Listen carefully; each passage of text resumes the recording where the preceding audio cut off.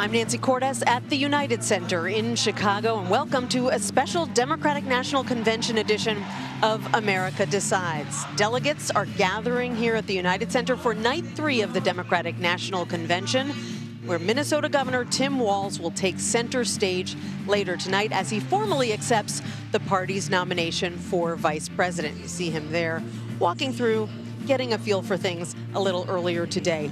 Also speaking this evening will be Transportation Secretary Pete Buttigieg, former House Speaker Nancy Pelosi, and the 42nd President of the United States, Bill Clinton, who, believe it or not, will be delivering his 12th consecutive speech at a Democratic National Convention. To kick things off, I'm joined by my colleagues Robert Costa and Weijia Jiang. Robert is here with me.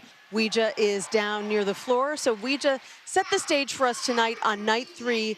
The theme tonight, because there's a theme every night, is Fight for Freedoms. What is the message that they're trying to get across tonight? Well, Nancy, you'll remember that Vice President Harris really didn't have a huge platform, a huge issue that really broke through as vice president until Roe v. Wade was reversed.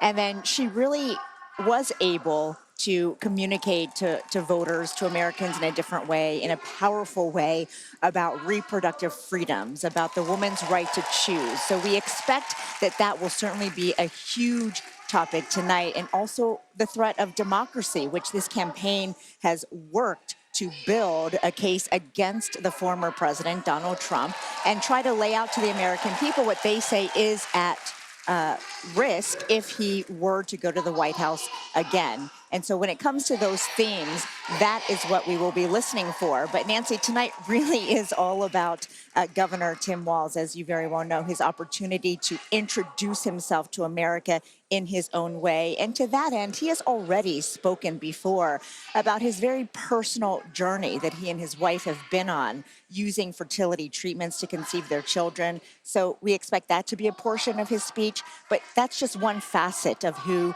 Tim Walz is. And I know that you and Robert will be talking about it even more, but really this is his opportunity to make his resume come alive, to make his personal stories resonate in a way that answers, how does this perspective help me help you? That's so true, Weijia. And I think, Robert, tonight we're going to hear a lot about Coach Walz and his former students and his former football team. In fact, they've brought some of those students here to the convention. One of them, a 7th grade student, who's obviously a lot older now, is going to be introducing him tonight as they try to put his experience as an educator, as a coach, front and center. And that's also an effort to activate union members across the country. The teachers' unions in places like Minnesota, Wisconsin, Pennsylvania, Michigan, those are the troops for the Democrats, politically speaking, the grassroots organizers. And the Democrats need those union members to come out, whether they're part of a public sector union, like a teachers union, a private sector union, the UAW. Those are such a core coalition. Earlier today, Jen O'Malley Dillon, the head of the Harris campaign, was telling reporters that this Biden coalition of labor needs to be there for Harris. So we're going to hear a lot about that. But I first started covering Governor Walz when he was in the House. He was a veteran, came into the House of Representatives during that period of the Iraq War, the Bush presidency. And you can expect him to talk about veterans issues. He was a power player on veterans issues for Democrats in the House. You can expect to hear a lot about that tonight. I'm looking forward, as a reporter, to hearing from former President Bill Clinton. Now, we all know he doesn't want, the Democrats are looking for more Clinton 2012, when he was the great explainer of the Obama economic message, not maybe Clinton 1988, when he had such a bad speech, infamously, at the Democratic National Convention. He had to go on the late night shows and play it down and be a little self-effacing about that moment. But most Democrats are expecting an effective performance from Clinton. I'm told by people close to Clinton that he wants to have a little fun, have some joy, and have the spirit of 1992. Remember what the song was in 1992 for his convention, Don't Stop Thinking About Tomorrow. Fleetwood Mac, great song. We can talk about that later. But that's part of the Harris message of looking forward. And Clinton is going to help her, I'm told, to have that forward-looking pitch, not just to look back on Trump. You know, I figure if you're going to give speeches for 44 years, you're going to have a clunker. every now and then. It was a real clunker. Like he did. Supposedly, people, I wasn't in the convention hall, but all the books say when Clinton said, and finally, as I wrap up the speech, people started to clap. They were so happy in '88 he was wrapping up. That, hey, as they say in politics, you have to be in the deepest valley to appreciate the view at the highest mountaintop. Clinton had a bad moment. Democrats believe he's going to have a strong moment tonight. And Bill Clinton, you know, when he first burst onto the scene, he was the new fresh face of the party, just like Barack Obama went on to become, or maybe Kamala Harris is now. But at this point, he's 78. He's really viewed as an elder statesman who can reach out to older voters in particular. Right, Nancy. So he does have a role tonight of bridging the past with the present. And it is not lost on this party that the delegates that have filled this arena night after night, they voted for Joe Biden. And so this will be an opportunity to connect with those supporters of Biden and to make sure that that coalition is still strong for those people who might not have been ready to embrace Vice President Harris yet.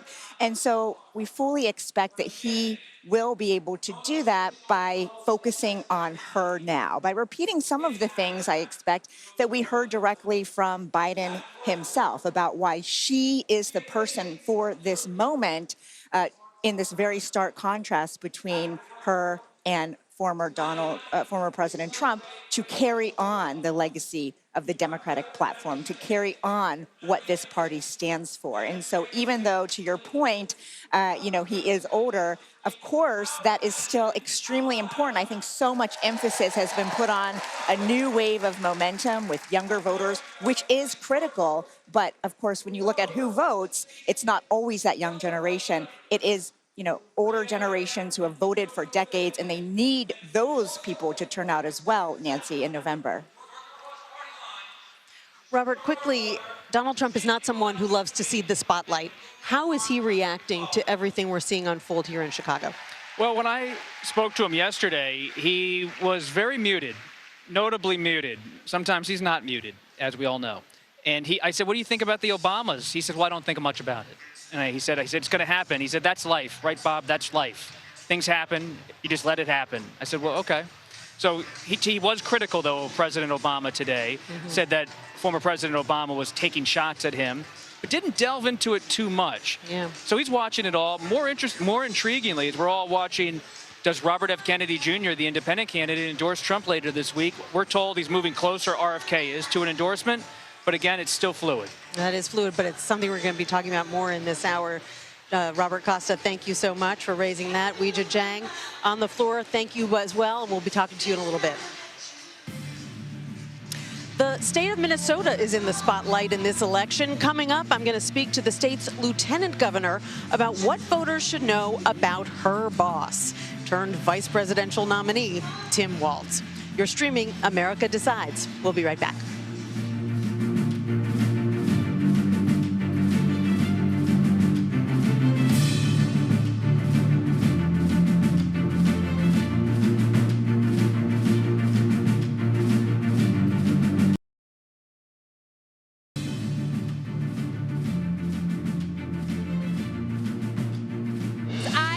Side by side with Governor Walz. I've seen how hard he's worked for Minnesota to be the best place for kids to grow up.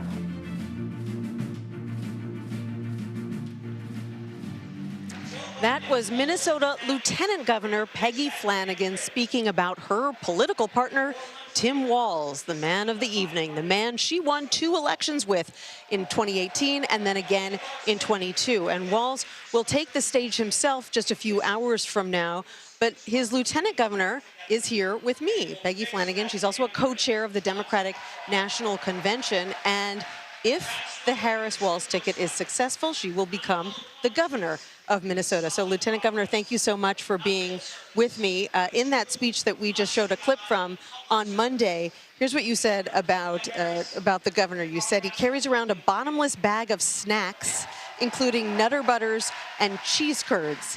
What else should voters know about the governor of your state? Well, I think that is a snapshot of who he is. He is so thoughtful and caring. Oh, so these snacks are not for himself, they're No, for they're for others? sharing, absolutely. And he, he is a teacher and a coach and a veteran, and that big dad energy that folks are talking about, all of that that's for real, and that's who he is. And he is a leader, and I think he's earned this. What do you think we're going to hear from him tonight?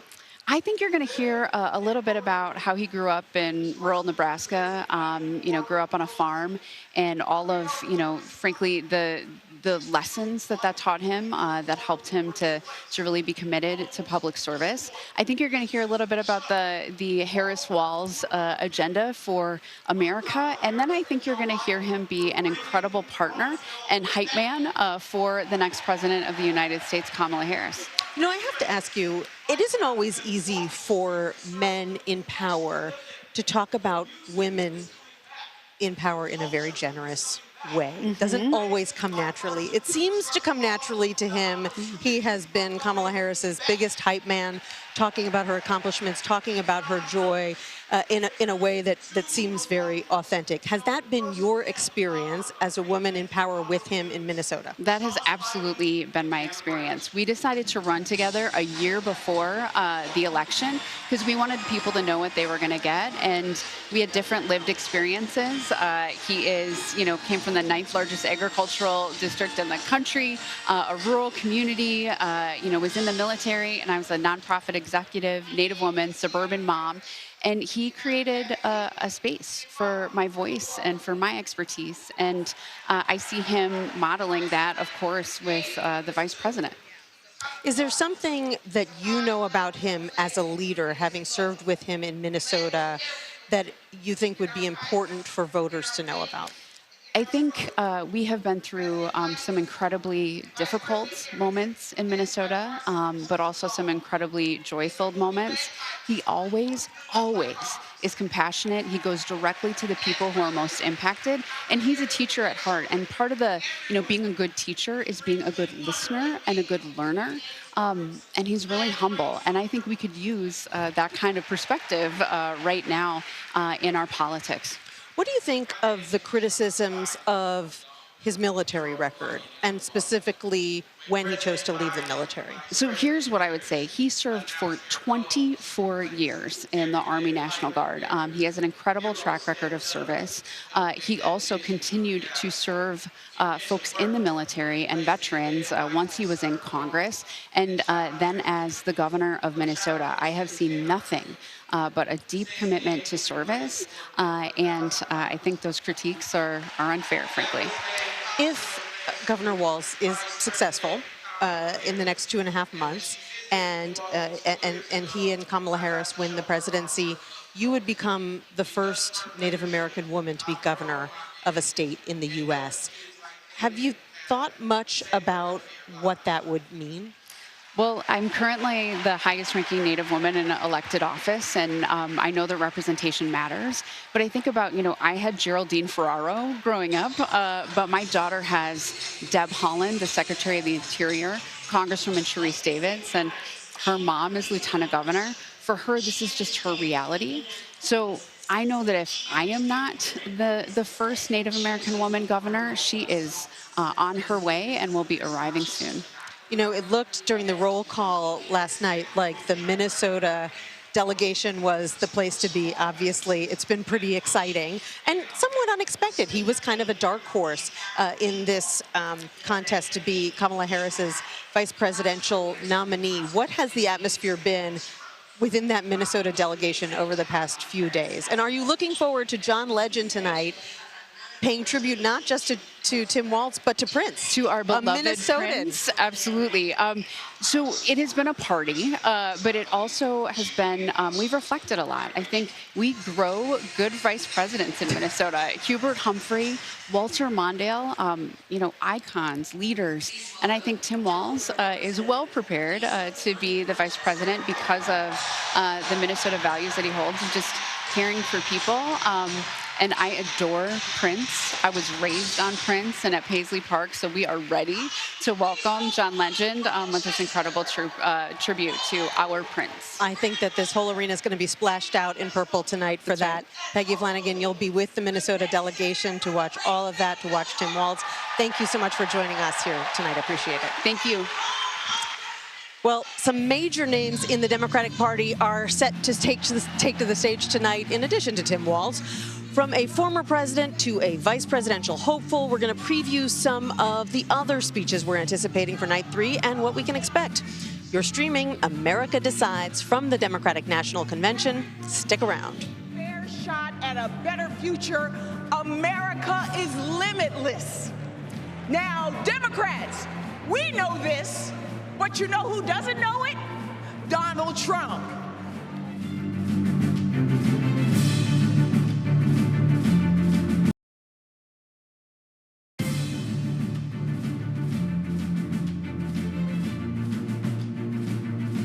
I want a man who believes with no doubt that we can build a new American dream economy driven by innovation and creativity, by education, and yes, by cooperation.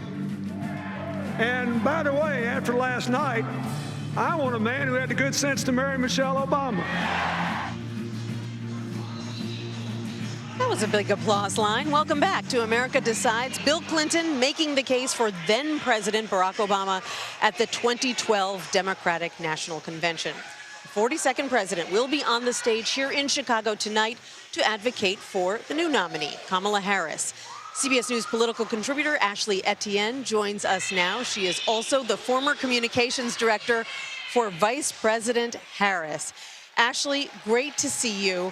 Bill Clinton has a complicated history. Many younger voters view his legacy differently than older voters do. How do you think he can best help Kamala Harris tonight? Well, you know, I think he's going to lay out the stakes in a way that only he can. The other thing that I think is really interesting about Bill Clinton is, you know, he used to represent that Bubba vote for the Democratic Party, the bridge to those more conservative Democrats, the right-leaning Democrats, even some Republicans that were feeling a little disaffected within their party, and independent voters. And I think what's interesting now is Governor Walz will now represent that position within the Democratic Party. He will now serve that role, you know, in very big and small ways. He's signaling to those voters, independent voters, those that are in those conservative spaces and places across the country that Democrats have had a hard time reaching out to. He'll now bridge that cultural divide. And he does it in really big and small ways, from the camo hats to just his Midwestern sensibility. I mean, that's very similar to what Bill Clinton used to represent for the party. But I think that, you know, if you ask me what Bill Clinton will say tonight, I think it is that he'll lay out the stakes. And then, you know, he'll say probably what he said to me before, which is that we've got to win, and we've got to win big as a way to repudiate, a full repudiation of what Donald Trump represents. Ashley, I want to ask you about Michelle Obama's big speech last night. Parts of it really seemed to be aimed at black voters in particular, like when she made this point about the fact that Kamala Harris didn't get endless chances to come back from failure, that she had to get it right the first time, drawing that implicit contrast with Donald Trump. Michelle Obama also joked about how the presidency might just be a black job, a reference to something that President Trump had said to describe low-wage jobs. Why was it important, do you think, for her to go there? Well, because I think it's what she said is all the things that people are thinking, not just black folks. I mean, a lot of people are thinking that here you have this man who's been privileged his entire life, was given millions of dollars by his father to continue to build their business. And he failed at doing that, failed at being president. So, I mean, what I took from her speech is that she was calling a spade a spade. I mean, she was relating it and putting it in the context in terms of race, but she only used Donald Trump's phrase when he said, black jobs. So it wasn't as though she was trying to make a deal of race. I think what she was trying to do is make very plain why it is that Donald Trump is not fit to be president today, and really draw the contrast in terms of who he is and who we are as the American people. That, again, here is this privileged man who was given everything, as you know, silver spoon, raised, born with the silver spoon in his mouth, and he's going to not just denigrate Michelle Obama as well as Kamala Harris, but really the rest of America. So that's really what I think she was trying to achieve. Less about race, but more about drawing this contrast with who Donald Trump is and who we are as American people, and what makes him different from us and what makes him unfit for the job.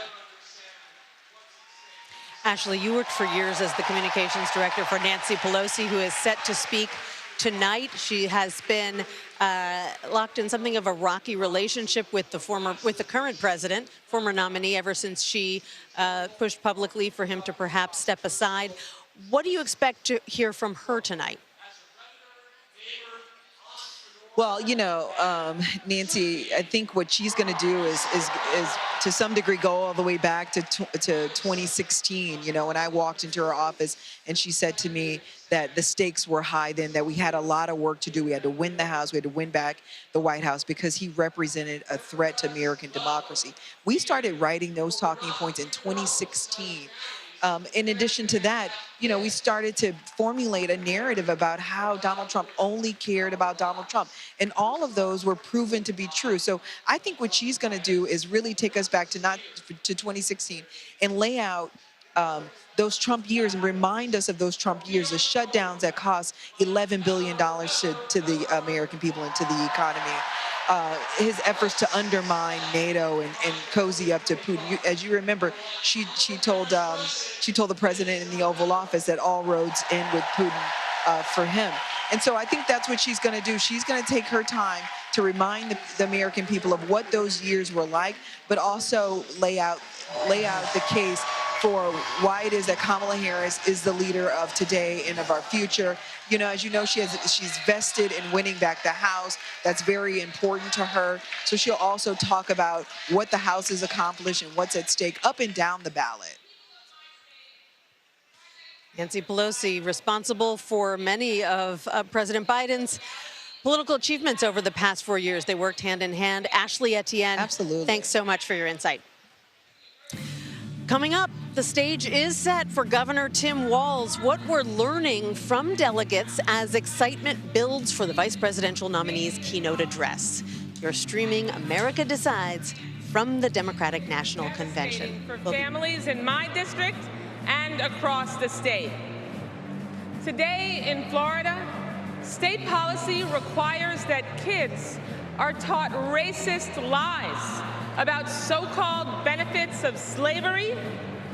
Books are banned. Teachers are censored.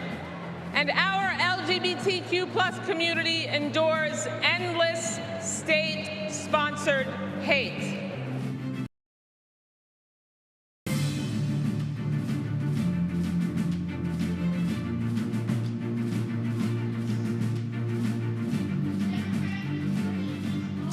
Welcome back to our continuing coverage of the Democratic National Convention. We're keeping an eye on the excitement here in Chicago ahead of Governor Tim Walz's speech a little later tonight. And Ed O'Keefe joins us now from the floor of the convention where, Ed, the delegates aren't just gearing up for a night of political speeches, they're also kind of gearing up for a concert. They're going to hear from John Legend and Sheila E. and from singer-songwriter Maren Morris. They're even going to hear from Stevie Wonder in a few minutes. Yes, they are, Nancy. I'm here with Pat Riley, who's from the New York delegation. You were just telling me that you enjoyed the concert last night, didn't you? I loved it. Now, you have been to 11 conventions. My 11 consecutive conventions. Since 1980. 1980, 84, 88, 92, 96, yes. Turns out Bill Clinton has been to 11 consecutive conventions as well. And I was asking you during the break, of all the speeches he's given, which one do you think sticks out? Because he's speaking again tonight. 92. Madison Square Garden. Absolutely. Don't stop thinking about tomorrow.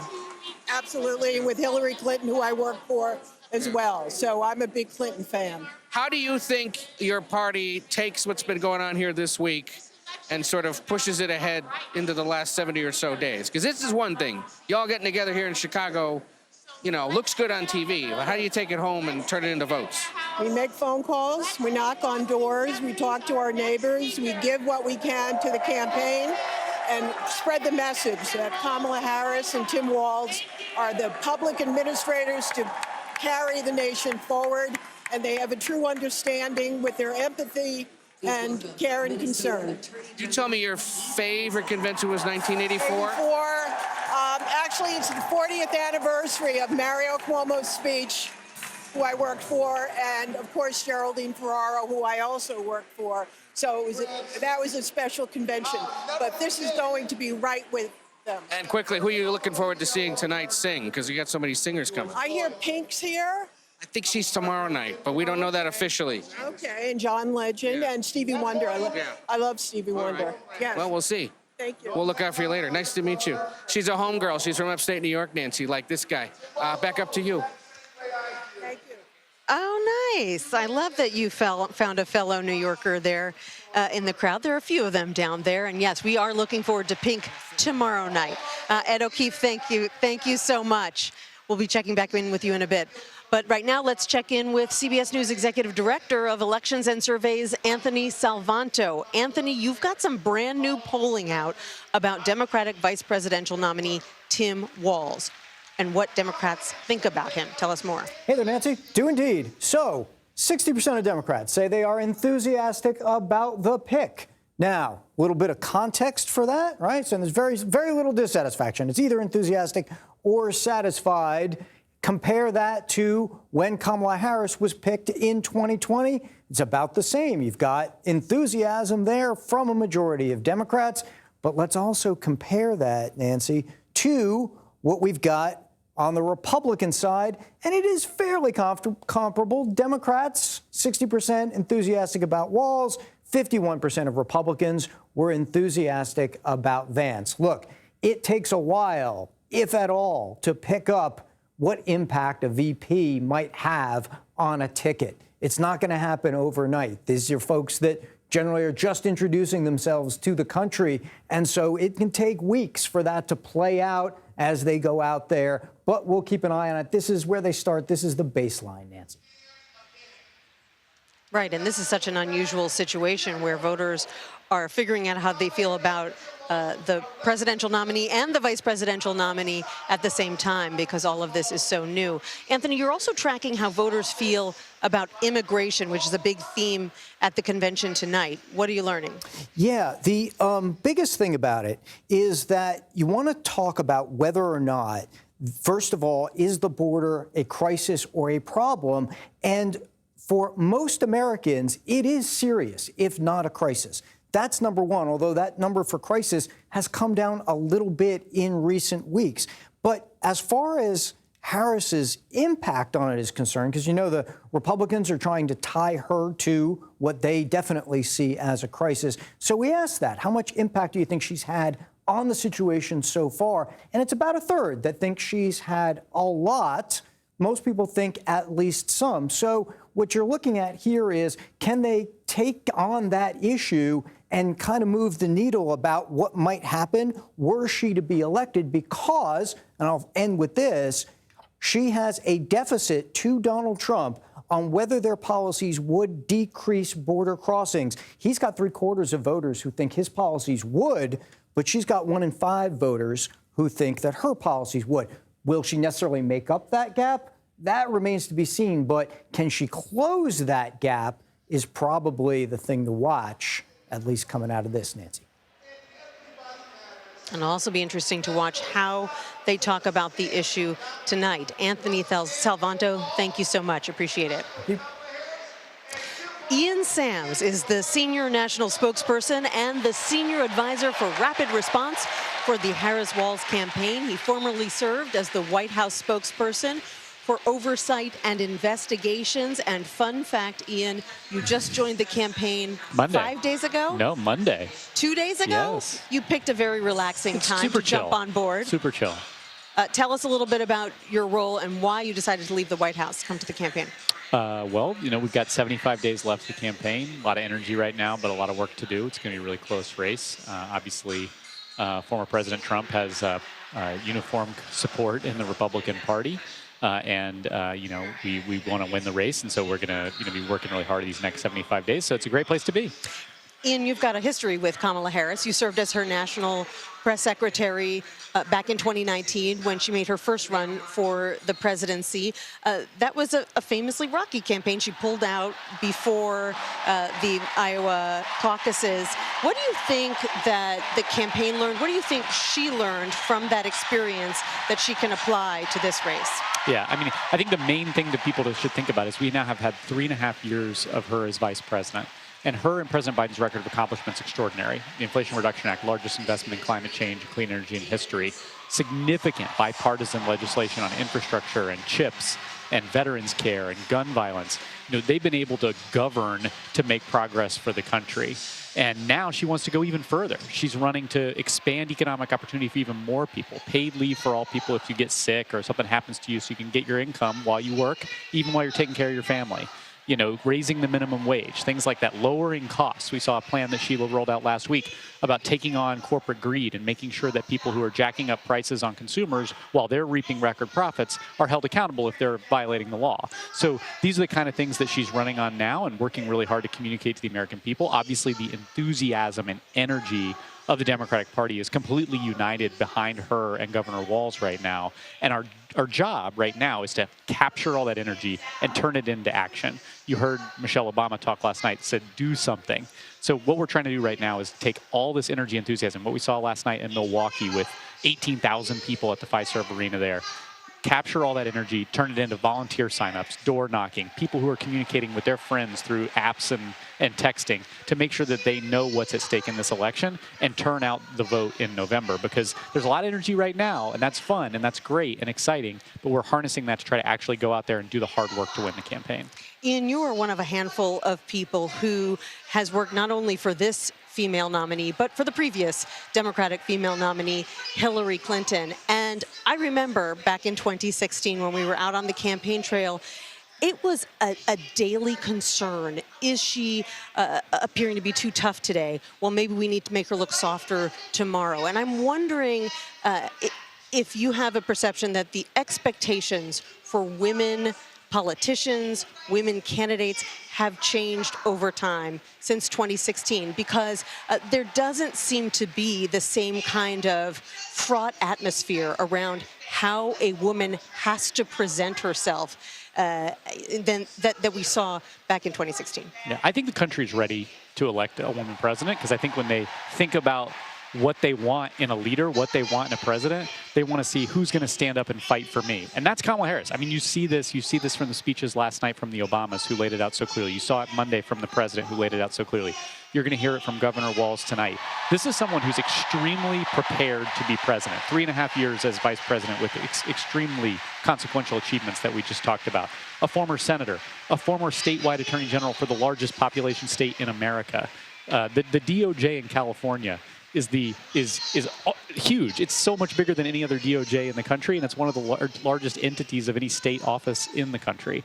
And she was the DA at the local level, so she understands her community, fighting for her community, getting results for her community. So this is someone who's dedicated their career to public service, and I think that when voters, see that, they know she's supremely qualified, but they want to hear what she's going to do for them. And so that's why we're out there talking about the agenda to lay out a new way forward for the American people, where opportunity is available for everybody to climb up the economic ladder into the middle class, where people can feel safe, whether that's through strong border security and bipartisan approaches there, or through taking gun violence away from our schools and our streets. Those are things that she's going to be talking about.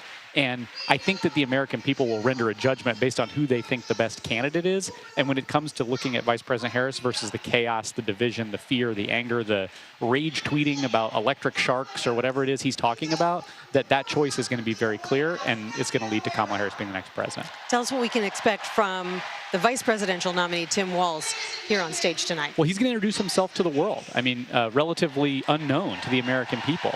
And this is someone who has such a unique and interesting story to tell. I mean, when's the last time we had a vice president who was a football position coach, right? I mean, that just hasn't happened in so long, and we don't really know a lot about this guy. So he's going to speak tonight and talk about his rural Nebraska upbringing, the values that were instilled in him about service. His father, who signed him up with him when he was 17 years old to join the military, who went into school teaching and taught classrooms. I mean, this is someone who's in touch with his community.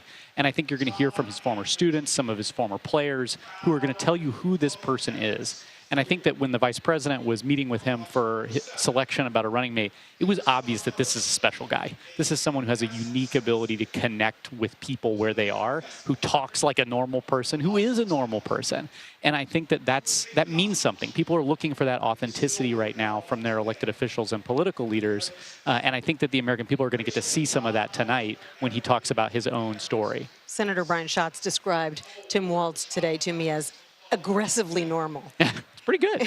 Ian Sams, on day 3 of your service to the Harris campaign, you're totally up to speed. Seems like you've been there an entire week. We'll keep doing this. Thank you so much. Appreciate it. Thanks. And coming up, our political panel looks at the 2024 race and the impact of tonight's high-profile convention speeches. You're streaming America Decides from the Democratic National Convention.